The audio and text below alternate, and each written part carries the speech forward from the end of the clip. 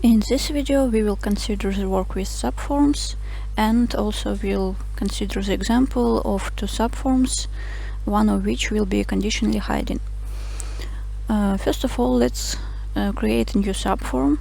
For this we need to find a toolbox and press subform button to create a new subform. As you can see, a new subform was added to editing area and to element panes. Now let's create a next subform, and let's add some elements to these subforms. I will add two text fields to each subform, and we will create some kind of feedback form with some fields which will be required and some will not be required. Let it be a name, phone,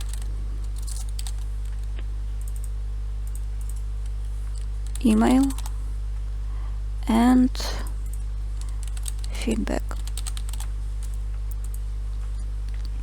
The first subform will contain not required fields, and we need to specify data binding for it. Let it be not required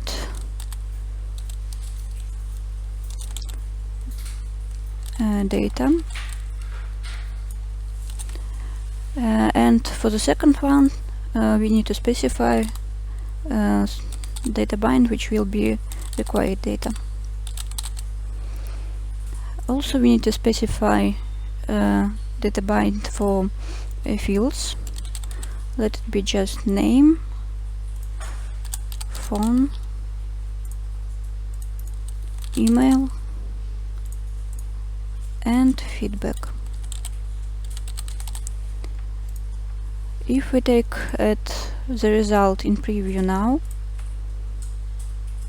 without specifying data for now,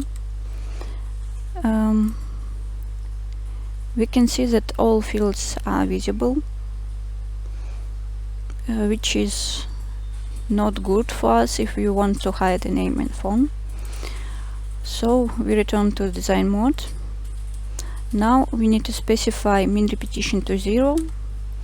It will mean that if we didn't specify any data for this subform, it will not be shown. So its repetition is 0. Now let's take a look, and you can see that only the second subform is visible now.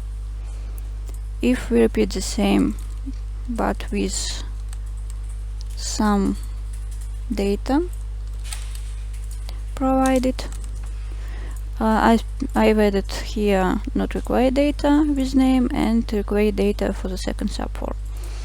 And if we check it now, you can see that the first subform is visible.